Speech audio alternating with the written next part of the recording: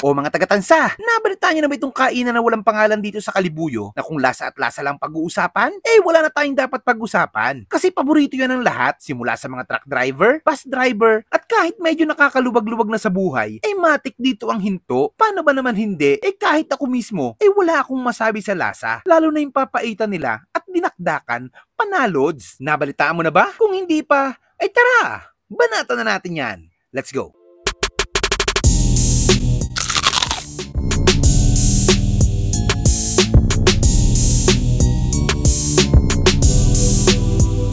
Ako po si Mario Jacinto, Tubong Pangasinan. Ako may-ari nitong kainan na to. Ang pangalan nitong kainan na to, George and Princess Eatery. Ako nagsimula dito sa Starfish bago napalipat ako dito. Pangalawang pwesto ko na to, pangalawang lipat. Ay, pangatlo na pala. Pero dito ako nagtagal. Ang binibinta ko dito, Lutong Norte, Ilocano. Ito yung unang linabas ko sa Cavite na putahe. Tawagin sa Ilocos to, warak-warak. Dito sa Cavite, Kulao. Ito ay tainga, mukha ng baboy ito. Maskara. Tawagin to sa amin ni Nihaw, dinakdakan. Parang sisig siya. Eto, binagungan, sir. Ayan, oh. Binagungan, dinuguan, adobo, pinapaitan, mga lutong, talagang lutong Ilocano. Kilawin, dinakdakan, sisig. Meron din, 8 years na, mag-8 years na ako dito. Namasukan kami ni Mrs. Kinuha kami dito.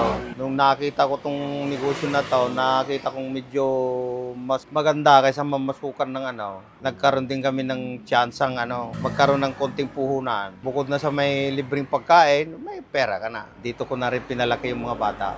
Nag-open ako ng 12 midnight hanggang sa matapos. Mga alauna, alas 2, gano'n. Ang pinaka masarap, halos lahat Dahil lahat naman hindi nagbabago yung luto ko. Ang rinorotate ko lang yung pinagoongan sa igado. Lahat yan, nandyan na yan. Saka yung gulay. Ay, yung mga hindi pa nakakain dito, try nyo, malay nyo. Salamat. At tayo mga kabangers, hindi tayo ngayon sa kainang walang pangalan dito sa Sitio Matabok, Barangay Kalibuyo, dito sa Tagsa. Along Antero Soriano Highway lang naman to, kaya madaling makita. Pag nakita nyo yung Lex Fuel, halos katabi lang sila nito. Dinala tayo dito ni Sir Kenneth Toledo. Ayan, shoutout pala sa'yo, Sir Kenneth. Ayan, pinuntahan na natin. Napakadami nilang for bestseller daw talaga. Lutong kapangpanga yan. Natin yung kanilang papaitan. Grabe dami 85 pesos papaitan.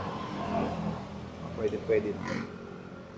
Dahil kumakain lagi dito Meron tayo ditong adobo, 75 pesos adobo. Ano daw to? Alahumba. Dinakdakan, 70 pesos. Kulao. Parang style kinilaw yung niya. Sarap din daw to Ayun Uy, nagkalsika na. Pag dine-in kayo dito, kaanlis sabaw kayo ng sinigang na ulo. Kaso hindi natin inabot. Aga namin 5:30 kami dumating pero ubos na yung sinigang na ulo nila. Grabe.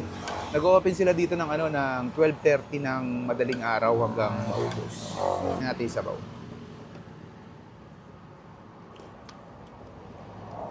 Nilaga, hindi sinigang. Lasang nilaga. Pero sarap. Sabaw pa lang, panalo na. Natin, papaitan, kain tayo.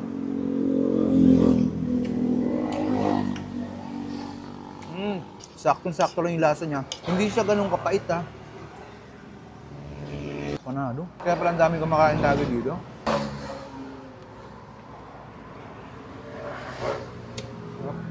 Lagyan natin ng kalamansi.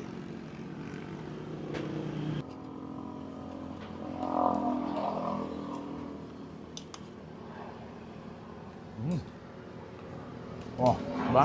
Ayan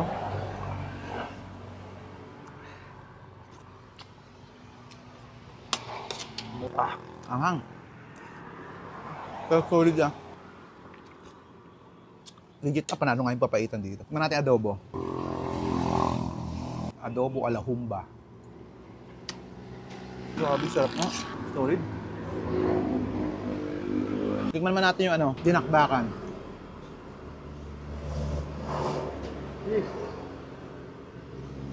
Dami, punong-puno kasi. Ayan. Dinakdakan. Grabe yung dulo. Sobrang sarap. Kami tikman na ako ditong gadyo sa mga pumunta kami parting Ilocos. Grabe yung lasa niya. Talagang ganun kuhang-kuha. Legit.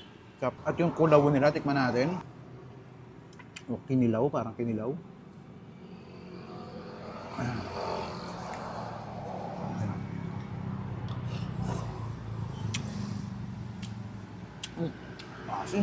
Lasang-lasang sinilaw.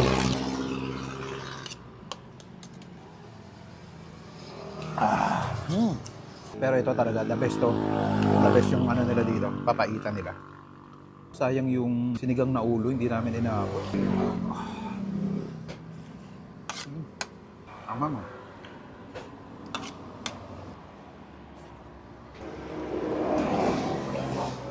Sarap. Solid. Ang bistahan nyo dito sa ano, sa may tabi lang to ng Flex Fuel dito sa Kalibuyo, napaka-solid dito mga lods. Panalo yung lasa.